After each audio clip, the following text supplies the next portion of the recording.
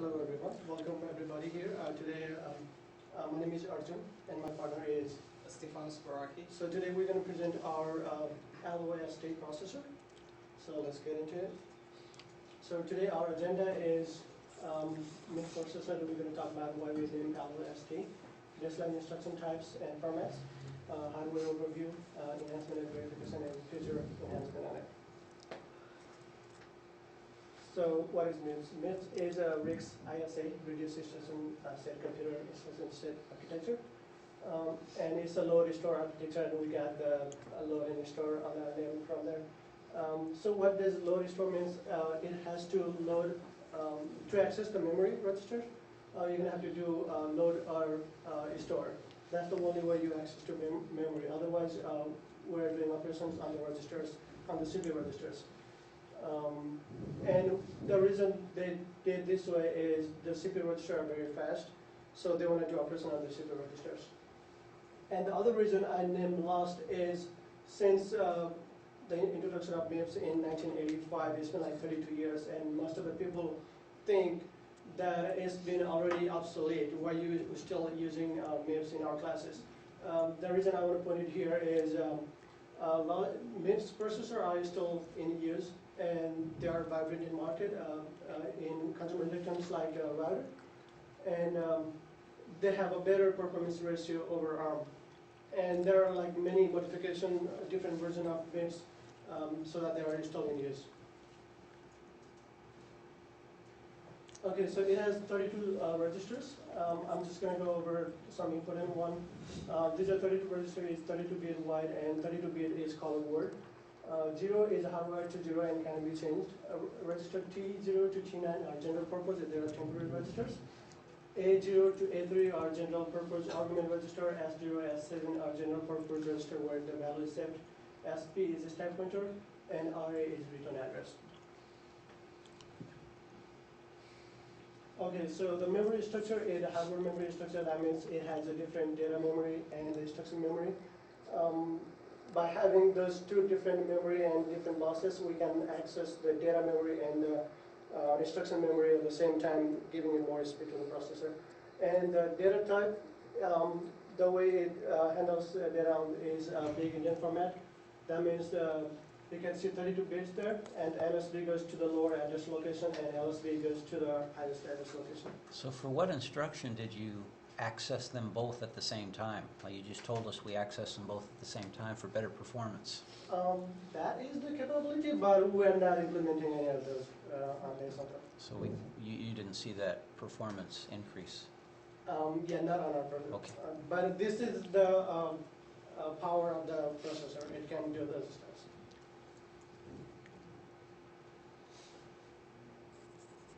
Of baseline instruction types and formats, we have three types: R type, I type, and J type. The R types, we usually use them for arithmetic or logic operations. This is the format.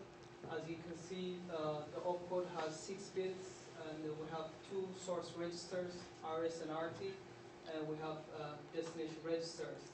When in the decode state, when it sees 0, which means an R type, and it checks function value. For this one, we put 10000, which is the X value 20. That's for add. So the next instruction is I type. I type, we use it for branch immediate or data transfer, which means load word or store word. The designers of the MIPS, they did it this way, which means they removed this part, and this part, which is to get a 60-bit immediate value, so that we can do a 16-bit either addition or subtraction, depending on the instruction. One more thing I want to mention is this part is, if it's different than 0, either it can be I type or J type. So over here it says 100, which means 4. That's for B, EQ, branch or equal. Next instruction is J type. J type is unconditional jump, and the same procedure applied for the MIPS designer. They remove RS and RT registers so that to accommodate a 26 jump, which is, for instance, if we do a jump, we concatenate 0 from the leftmost and 26 bit from here, and then we add the PC value to give us a 32-bit jump. Okay, next one we're going to talk about the hardware overview. So that's the general overview of our hardware. CPU test bench is the wrapper. Is responsible for providing the interrupt to our processor CPU, and the CPU holds control unit, instruction unit, and data module. And those are the I/O memory and data memory outside the CPU there.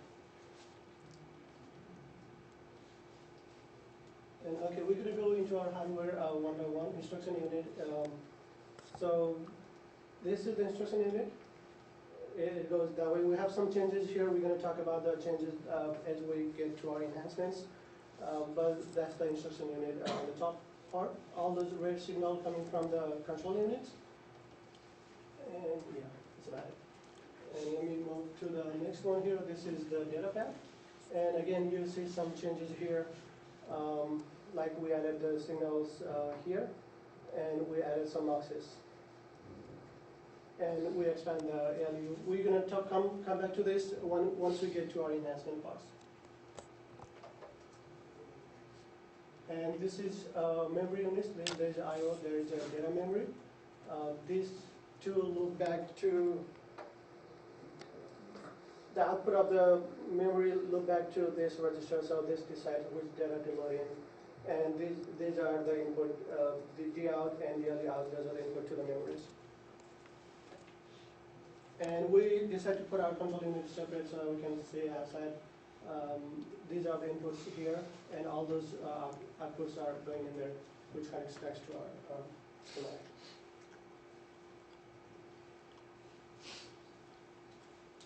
So now we're going to move into our enhancements.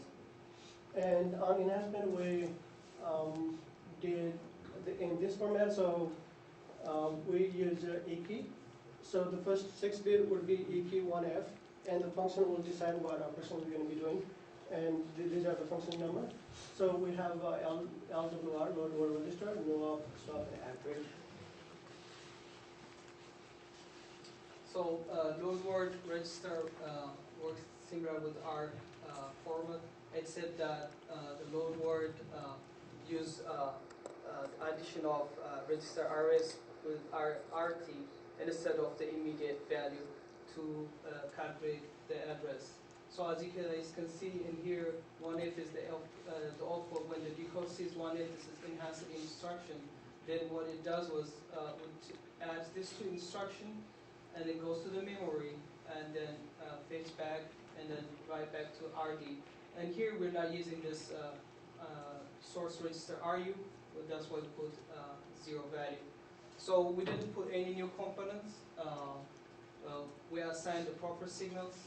And on the third clock cycle, as I said, the AD out will receive the contents of RS plus RT.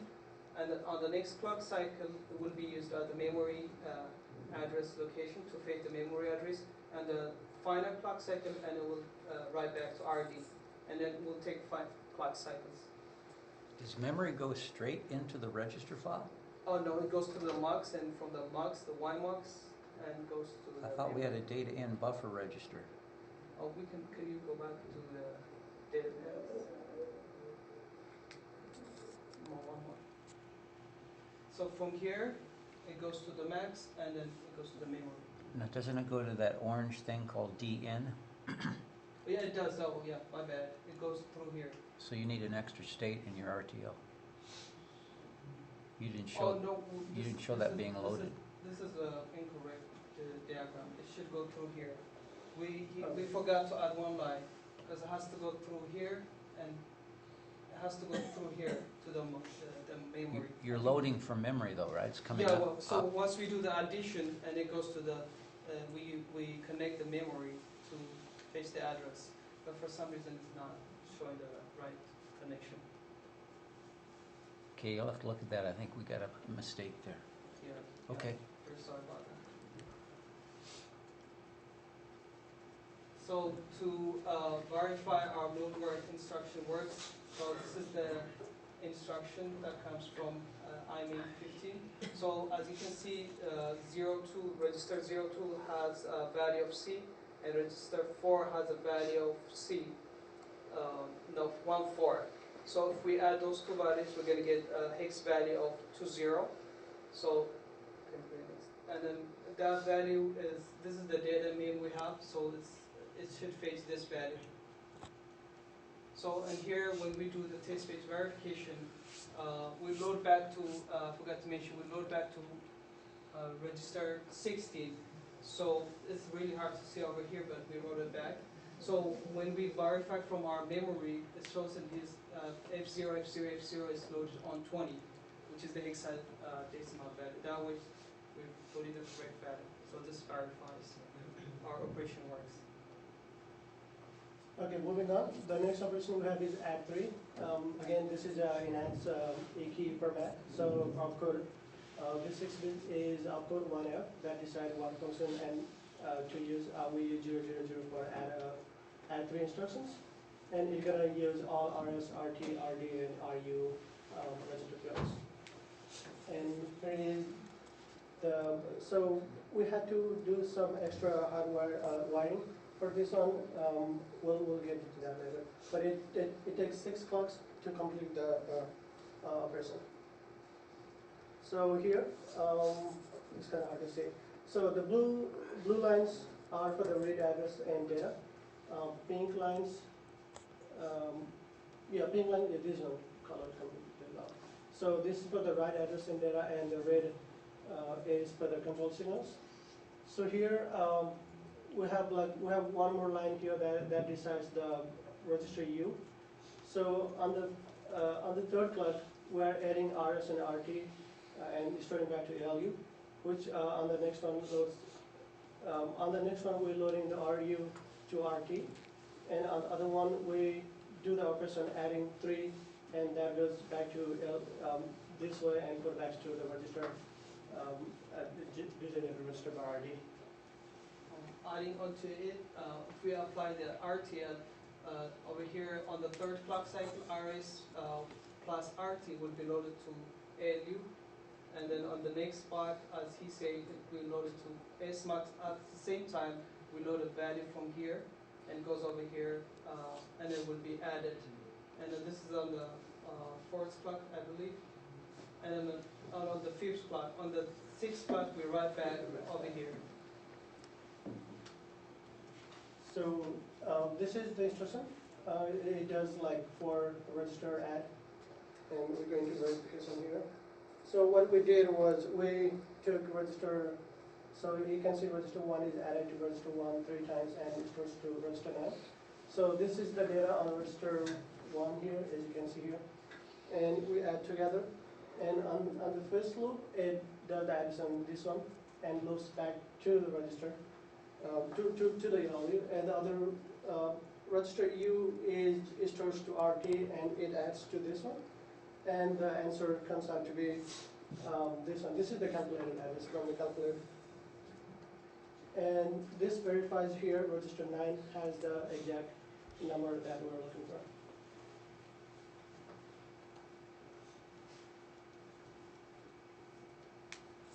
So the next instruction we're implemented is NoOp, which is no operation. We didn't modify any component to implement that, but when the opcode is 1F, which means there's an enhanced, and then this number is 3. If the function is 3, which means we're doing NoOp operation. So we assign proper signals, which means we deassert everything, which means when it goes to the NoOp state, what it does is go back to fetch, which means it takes 3 clock cycles to implement. We usually add this line because we're planning to use in the future pipelining, and then this is one of the good tools to implement. So to verify whether the NoOp is working or not, so on here, can you go back? So on here, as you can see, there's a value. We load the NoOp in between RI, which is our immediate, and LOE, which is load upper immediate. So as you can see, this value R1 is being loaded in here. It might be hard to see, but at the same time, this value, the LOE, which is 005, is loaded in here. So if you count the arrows 1, 2, 3, which verifies our NoOp is working. What did you mean that we're going to have it so we can do pipelining? So on the pipelining, we need, when we do forwarding, either we make a decision, either we're gonna go continue the next state or we're gonna halt. Like, I believe it's for the load word, we need a NoOp operation so that we delay Do you as designers need a NoOp operation, or does the software programmers need a NoOp the operation? software. Why do they need if you're going to do forwarding, why do they need a NoOp? So as I say, when we do load word instruction, we cannot implement with one type. So we need to hold Why it back. can't you? You're the architects. Oh, we can, but we unless we do ordering, which is the ordering of our instruction. But do you think the MIPS processor software programmers have to use a NoOp in order for their programs to work? They can do different way. We just try to do this. But the reason we implemented on this one, we just wanted to see if we can get it working, and in case if we need it for the future, in order for our But procedures who's to we? kill I'm time. trying to determine who the we is. Is it we, the designers, or we, the software We the compiler designers. writers? Yeah, we're the designer, we're designing the last process. Okay. Thank you. The next instruction we're going to talk about is swap. What a swap does, swaps the content of register RS to RT, and then the content of RT to RS without deleting any data. It's the same thing what we have in here. We put 0 values on register RD and register RS, since we're not using those two source operands. So we only use 2 operands, register RS and register RT. So we modified the data path in order to accommodate the swap.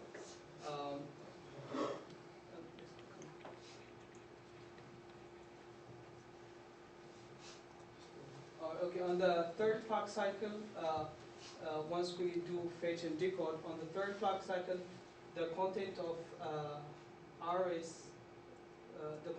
RS will be fed back to here, and then the RT address will be fed, and then that way we load RS into RT, and then the fourth, which is the final clock cycle, the content of this value would go through the YMUX, and we put it here, and then we use a T address. That's why the pink one shows the right address. That way our swap will be implemented, and we moving forward on the verification. So in here at the first instance we have register R1, this value, which means this one. On the next one we have the value of register R3, this one. So which is, we're trying to swap register R1 with R3.